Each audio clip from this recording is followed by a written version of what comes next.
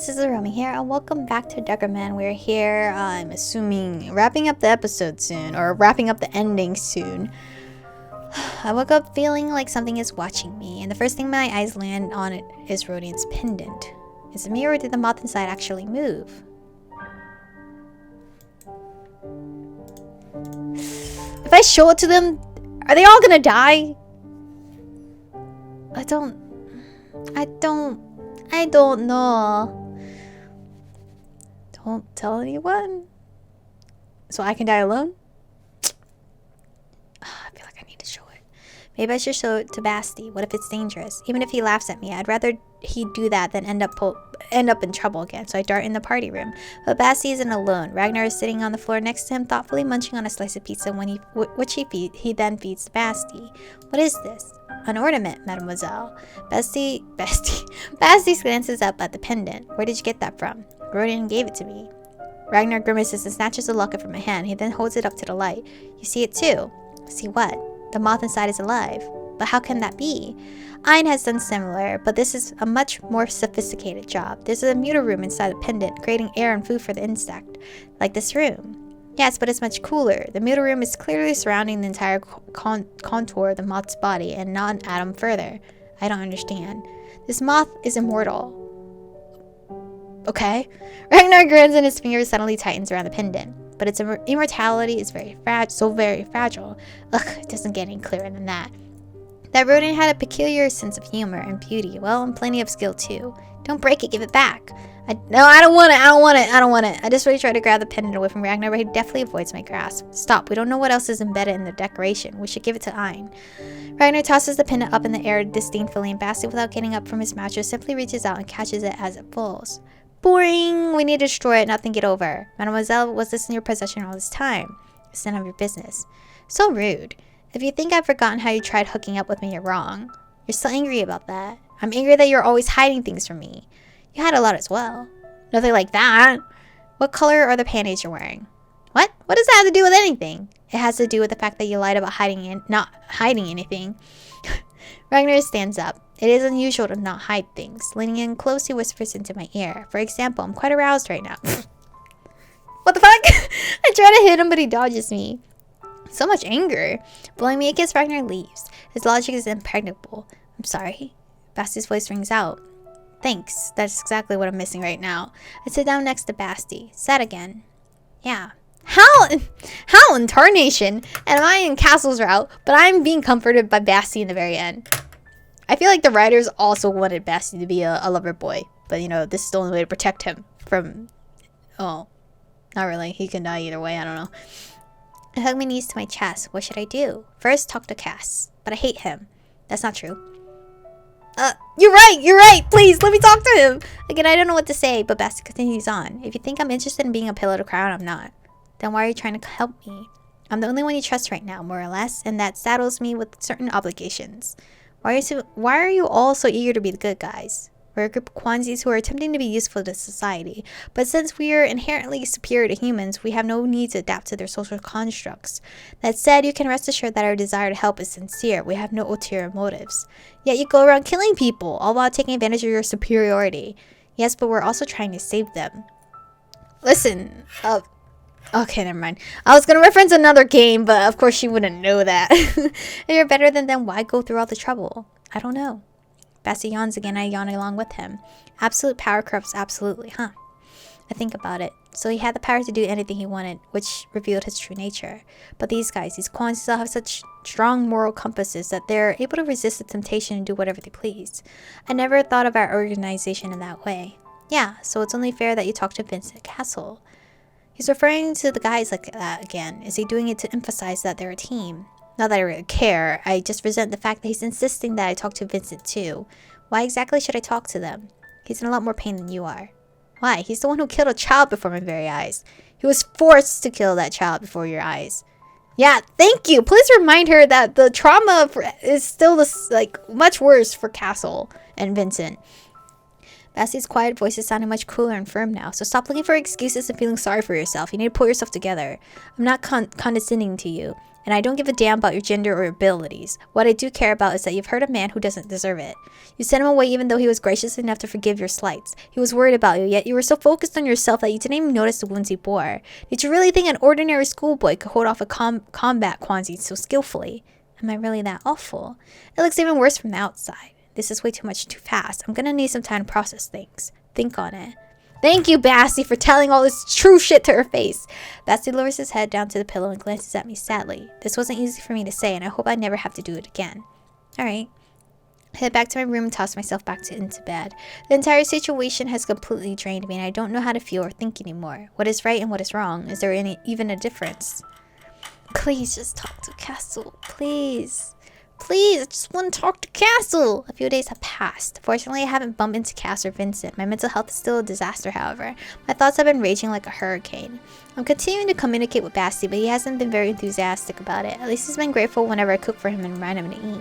I still can't believe what he said about Rodian, though. It all sounded so insane, but all I've been doing is thinking back to what has transpired, thinking and thinking.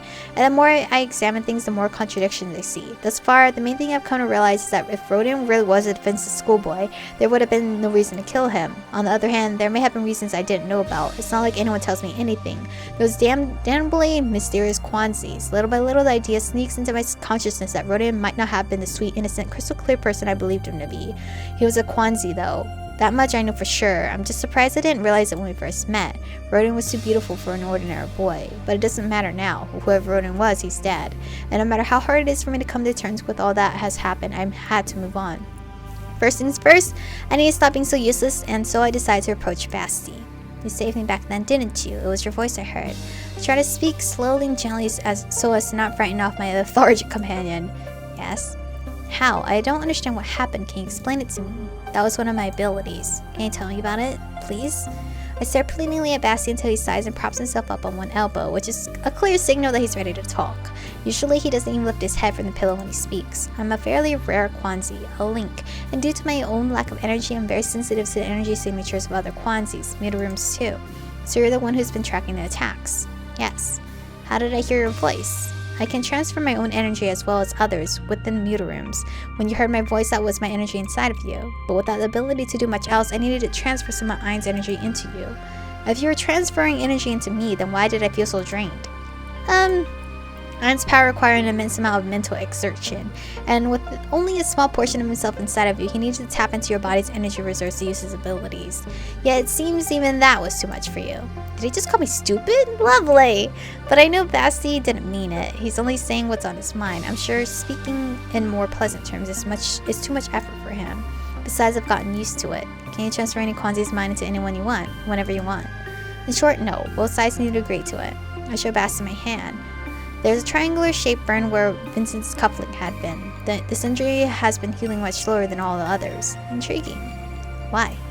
I find it interesting how my interference with others' psyches affects their body. Basti comments throws me off. Here I was thinking he was different from the others, but after hearing that, I'm not sure I'll be able to look at him the same way again. I spent several more days trying to get Basti to talk. I even find the courage to call my mom. Surprisingly, she is reacting really chill about my disappearance.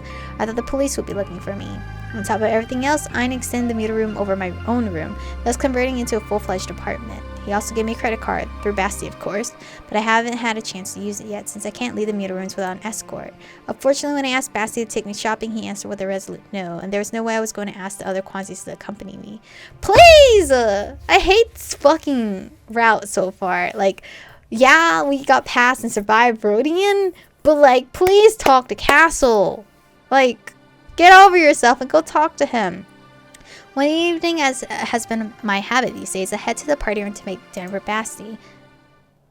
What? But as soon as I walk through the door, I'm struck by an overwhelming sense of deja vu, another party. The music deafens me while the lights obscure my sight. I feel like I've stepped into a feast during famine. Completely out of sorts, to try to leave, someone grabs my arm. Where's Cassel? I'm gonna freaking cry. Don't leave, please. We have a holiday. A holiday? What are we celebrating? Cassel's birthday. With a surprising amount of energy, Basti leads me by hand through a crowd of people as we journey deeper into the room.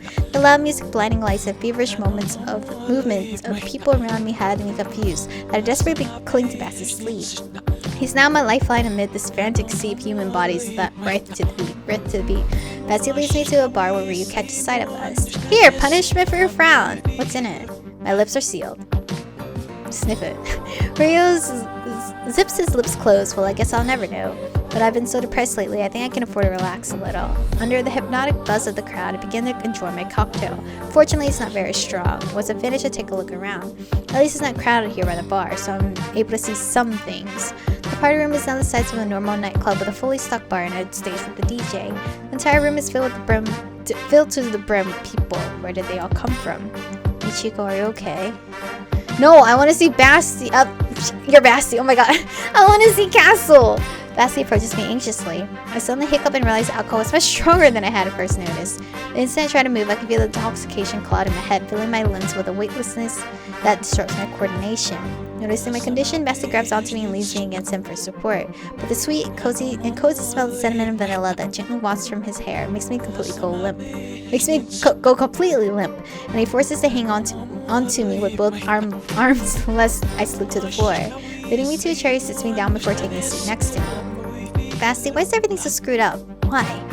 Pulling onto his shoulder, I burst into tears as he silently strokes my hair. He probably knows that no words can comfort me right now. I continue sitting here until we hear Ryu's voice. Whoever wants to play, spin the bottle, follow me. Ragnar, who had been smoking a hookah somewhere close by, gets up and shoos Basti and me off our chairs as he forces us to follow Ryu into the kitchen. Where is Cassel? The room is filling up fast. We flop down to some pillows as we glance around. There are a bunch of girls here who look like they could be fashion models, and they're all dressed rather scantily. There are also a couple of cute guys too. We proceed to play a rather serious game of spin the bottle, and yes, the kisses are quite passionate. That is until Ryu's bottle stops on Basti, who quickly moves to escape his fate. Unfortunately, he is swiftly blocked by Ragnar's immense frame as the brute giggles maliciously. Sadly, the poor guy's attempt to play dead doesn't help him either. Friend, let us have some fun. Ryu shouts gleefully before plastering Basti with a steaming hot kiss. Fortunately, the guys managed to block his mouth at the very last second, thus avoiding Ryu's smooch with his hand. What childish game is this? Was that even a kiss? Nope, I'm clean. I can hear the edge of desperation in Basti's voice, but when it's finally my turn to spin, I fully understand the man's dilemma. I'm going to have to kiss someone. Oh, please, where's I keep saying Basti. Where's Cassel? I can't. Huh. Everyone here is willing to play. You can't just watch a smooch and leave when it's your own turn. And everyone begins chanting. Crap, if I could just land on Basti, I'm sure he'd offer up his palm again. This will be my very first kiss too. This is your very first kiss? Where the fuck is Cassel? We're in his route. No, I'm getting so irritated. Why was I so stupid to let myself get dragged into this, damn it? I don't fucking know what ending this is. And damn you, Cass. There was a time when I had one of my first kisses be with you. Why did everything have to turn out this way? Because you're fucking stupid. He's not even here, is he? With these desperate thoughts filling my head, I spin the bottle. Where's Cass? And it stops pointedly directly at the door. Oh my god, please. Oh my god, please. Oh my god, please. Please, please, please. Gimme. Just as Cass walks through it. It takes him a couple of seconds to realize what's going on. Kiss! Please, gimme! Please be the true ending. Oh my god. Ryu cheers Cassel as he greets him. I don't give a rat's ass about your games. Oh wow! This is the most emotional thing I've ever heard him say. Oh, so Cassel is capable of foul language. Shoving the others aside in disgust, Cassel grabs me roughly and slings me over his shoulder. Excuse me? You're such a Neanderthal. Who carries around drunk girls like that? Ignoring Ragnar and Ryu's comments, Cass carries me out of the room to the enthusiastic cheers of the crowd. Let me go, let me— No, bitch, do not say let me go. Absolutely not. Alright. Finally, Cass is saying more than one word. This is great. This is an improvement. It's only when we're outside that he gently sets me down on my feet. Thankfully, I was getting tired of being carried around like a sack of potatoes. Can you stand? I'm so glad to be routed back to his dialogue. Thank God. Not really. Then hold on to me. Absolutely not. Please, girl, please. It's his birthday. What the fuck? Can you at least, like, pretend to like him for a day? Throwing Cass's words back at him brings me great pleasure, but I lose my balance again and he grabs me around the waist. Why are you acting like this? Getting drunk, hanging out with dodgy dudes, playing lewd games. It is what it is. Girl, I'm about to slap the shit out of you. I have no excuses, but then my eyes meet Cass's steely gaze, and pain shoots through me. Looking into those eyes, there's only one thing I feel now. I'm afraid of you. I know. I wish I could run away, but I can't. You promised to be honest with me. You promised. I never promised you anything. I merely agreed that we would end this charade if you caught me lying. Are you a lawyer or something? Finding technicalities in everything I say. Cass doesn't say anything, so I bite my lip despite the unbearable pain welling inside of me. How did I fall in love with you, Cass? Are you still in love with him? Please be still in love with him. Love him either way. Please. I'm begging you. I'm begging you. I have been playing this game for who knows how long. I just want a decent ending. I know there's no happy ending, but I still want like a decent one. But this is where we're going to stop for today's episode. I pray to God that, you know, she understands him a little, you know. Just put yourself in his shoes, please, fucking MC. But thank you guys for watching today's episode. Stay beautiful, and I'll see you guys in the next one.